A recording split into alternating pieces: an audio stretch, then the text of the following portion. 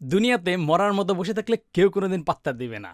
এবং ওয়েবসাইটের ক্ষেত্রেও হচ্ছে তুমি যদি মরা মার্কা বা মেন্দা মার্কা ওয়েবসাইট বানাও, সেটাও কেউ পাত্তা দিবে না। আর সেটা যে বানাইতে পারে সেটাই যদি তার একমাত্র এবিলিটি হয়, তাকেও কেউ ওয়েব ডেভেলপার হিসেবে হায়ার করবে না।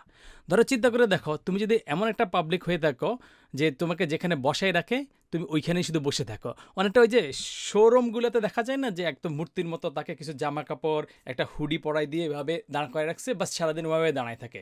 তো তুমি যদি ওইরকম মরার মতো সারাদিন দাঁড়ায় থাকো, তাহলে তুমি হয়ে যাবে স্ট্যাটিক একটা জিনিস, মানে একদম স্থির একটা জিনিস। এই স্থির জিনিসটাকে আসলে কেউ পাত্তা দিবে না, সে কোনো কিছুই নিজে চাইলেও করতে পারবে না, একটা মরা মানুষের মতো। আর এই মরা মানুষ থেকে জীবিত হইতে এলে তোমার কি লাগবে? তোমার কিছুটা থিঙ্কিং লাগবে, আর তোমার নিজের ভিতরে একটা লাইফ লাগবে, একটা প্রাণ লাগবে, একটা জীবন লাগবে। এই ওয়েবসাইটের ক্ষেত্রে হচ্ছে, যদি ওয়েবসাইটে একটা লাইফ বা প্রাণ লাগে, এই জিনিসটা হচ্ছে জাভাস্ক্রিপ্ট।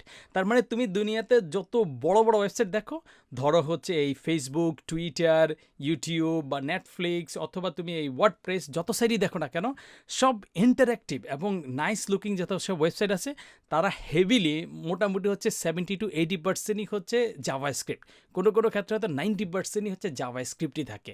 কারণ ম্যাক্সিমাম যত কাজ করে, এই যে তুমি ফেসবুকে যাও, একটাতে লাইক দাও, একটাতে কমেন্ট করো, আরেকজনের প্রোফাইলে গিয়ে সারাদিন স্ক্রল করতেই থাকো। এই যে স্ক্রল করতে থাকো, এই জিনিসগুলো নতুন নতুন ছবি এনে দেওয়াটা পুরো কাজটাই করে জাভাস্ক্রিপ্ট। সো তুমি যদি হচ্ছে ওয়ার্ল্ড ক্লাস ওয়েব ডেভেলপার হইতে চাও, তোমাকে জাভাস্ক্রিপ্টে মোটামুটি ভালো হইতেই হবে। হ্যাঁ, এই পুরো ভালোটা তুমি একদিনে হয়ে যাবে না, কিন্তু বেসিক কতগুলো জিনিস আছে যেটাকে আমি বলি হচ্ছে প্রোগ্রামিংয়ের পঞ্চরত্ন। এই পঞ্চরত্নটা তুমি জাভাস্ক্রিপ্টে মোটামুটি ভাজা ভাজা করে ফেলতে হবে, যাতে তোমার এই রিলেটেড কোনো একটা জিনিস আসলে তুমি সেটাকে বুঝতে পারো এবং অ্যাপ্লাই করতে পারো। সো তোমাকে শেখার সময় দুইটা জিনিস খেয়াল রাখতে হবে। এক হচ্ছে, ভাই এটা দিয়ে কি করে, কিভাবে করে, আর সেকেন্ড হচ্ছে এটা আমি কেন করতেছি।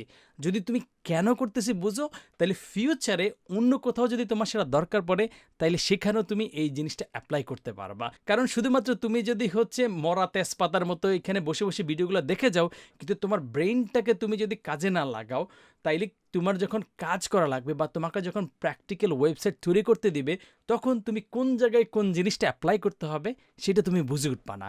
আর সেটা যদি তুমি বুঝে উঠতে না পারো, তাহলে তোমার আসলে এই যে এখানে বসে বসে দেখাটা তেমন ফ্রুটফুল হবে না। সো থিঙ্কিং অ্যাপ্লাই করো। সব জিনিস যে তুমি প্রথমবারে বুঝেই ফেলবে এমনটা না, কিন্তু অ্যাটলিস্ট তোমাকে 30-40% বুঝতে হবে। যদি তুমি না বুঝো, তাহলে আমাদের বিভিন্ন ভিডিওর পরে গিয়ে কমেন্ট করে দাও যে ভাই এই জিনিসটা বুঝি নাই, বা আমাকে একটু হেল্প করেন, বা এই জিনিসটা কেন এরকম হইলো, অন্য কিছু আমরা কেন করতে পারতাম। তুমি যত বেশি কোয়েশ্চেন করবা, অথবা তোমার যদি কোয়েশ্চেন এখান থেকে তুমি না পারো, গুগলে সার্চ দাও, কারণ যার কেউ নাই তার গুগল আছে। সো এই যে মডিউলটাতে, এই মডিউলটাতে আমরা মূলত আলোচনা করব প্রোগ্রামিংয়ের পঞ্চরত্ন। তার মানে এই ভেরিয়েবল কীভাবে আউটপুট দেখায়, কীভাবে বিভিন্ন কন্ডিশনাল ডিসিশন মেক করে, কীভাবে তুমি অ্যারে ডিক্লেয়ার করবা, কীভাবে তুমি লুপ চালাবা, কীভাবে তুমি হচ্ছে ফাংশন ডিক্লেয়ার করবা, কমেন্ট করবা, এই জিনিসগুলো, এবং প্রোগ্রামিং রান করার জন্য তোমার কম্পিউটারে কী কী করা লাগবে, সব জিনিসগুলো দেখব এই মডিউলটাতে। সো আমি খুব এক্সাইটেড এই জিনিসগুলো তোমার সাথে শেয়ার করার জন্য। অনেক অনেক মজা হবে। দেখা হবে নেক্সট ভিডিওতে।